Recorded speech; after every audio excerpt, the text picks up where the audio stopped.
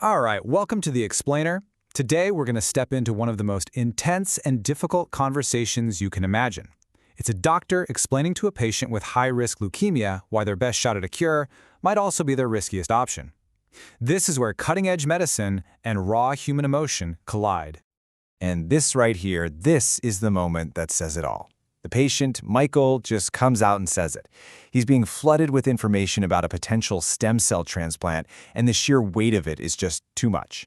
So let's rewind and see exactly what information brought him to this point of overload. So, first things first, we got to understand the opponent. The diagnosis is acute lymphoblastic leukemia, or as you'll hear it called, ALL. Now, as the doctor explains, this isn't a cancer like lung cancer where you have a tumor in one spot. This is a cancer of the blood. And specifically, it's a cancer of your white blood cells, the very cells that are supposed to be your body's personal army fighting off infections. This is what makes patients so incredibly vulnerable. What this means is that doctors have to become these round-the-clock managers of the patient's blood counts. They are watching three key things like a hawk. You've got neutrophils, which fight infection. Hemoglobin, which carries oxygen. When that's low, you feel completely wiped out. And platelets, which help you clot. It's this constant, delicate balancing act to keep the patient safe. Okay, so you've got the diagnosis. What's the first move? Well, it's not a gentle one. It's an aggressive, upfront assault on the cancer. This first month is called the induction phase, and really, it is an all-out blitz.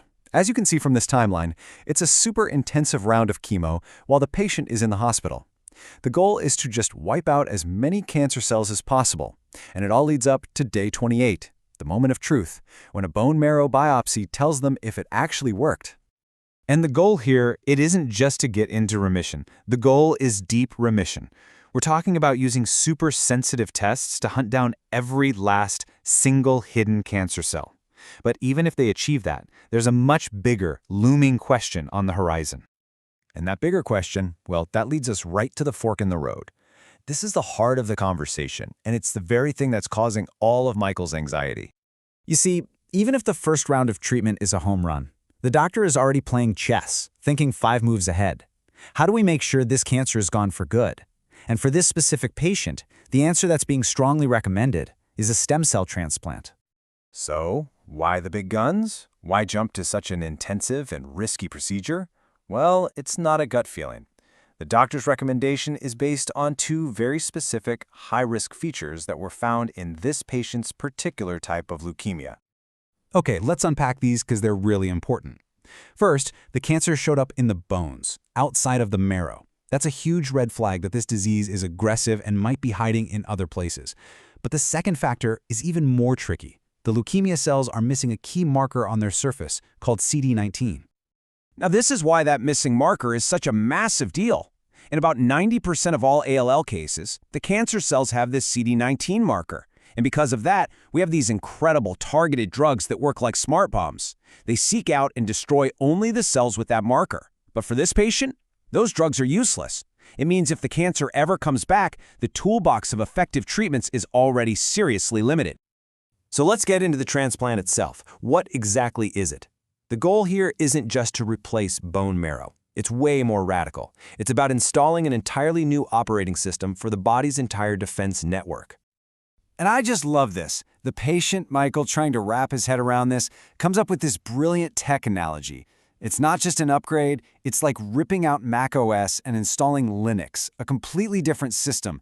And as anyone who's done that knows, that can lead to some serious compatibility issues. And that analogy perfectly sets up this key difference. With a regular organ transplant, say a kidney, the big worry is that your body, the host, will reject the new organ. But with a stem cell transplant, the whole script is flipped. The danger is that the new immune system, the graft, will reject your body. This major risk has a name, graft versus host disease, or GVHD. It's what happens when that new vigilant immune system looks around at the patient's skin or liver or gut and says, "Hey, I don't recognize you," and starts to attack.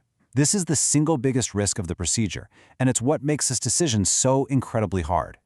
Now, you have to give the doctor credit, because he doesn't sugarcoat this risk at all. He lays out the historical data. For all patients who get a transplant, about 1 in 4 don't survive the first year because of complications. Just imagine hearing that number. It's absolutely terrifying. But, and this is a huge but, he immediately follows up with crucial context. That 1 in 4 number includes everyone, older folks, people in worse health. For this patient, who is young, healthy, and handled the initial chemo well, the doctor thinks the risk of a fatal complication is much, much lower, closer to 5%. It's not 0, but it's a world away from 25%. So how do they even get to that point?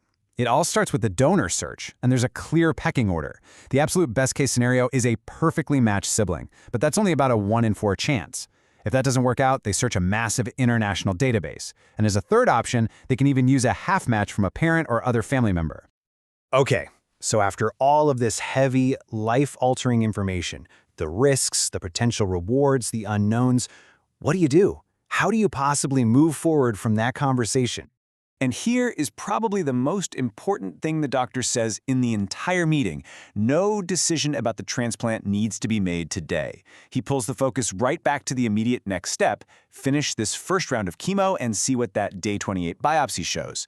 The transplant is a plan for the future, not a crisis for right now.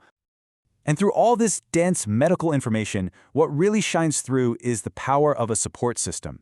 The second Michael says he's checking out, his wife is there, his family is already lining up to get tested. And the doctor completely validates his fear, slowing down and offering to take things one small, manageable step at a time. That human part is just as vital as any of the medicine. And really, this whole situation leaves us with a question that's so much bigger than medicine. When the information is overwhelming, when the stakes are literally life and death, how do any of us find the clarity and the courage to make a choice? It's a profound challenge that shows you not just the power of modern science, but the incredible resilience of the human spirit.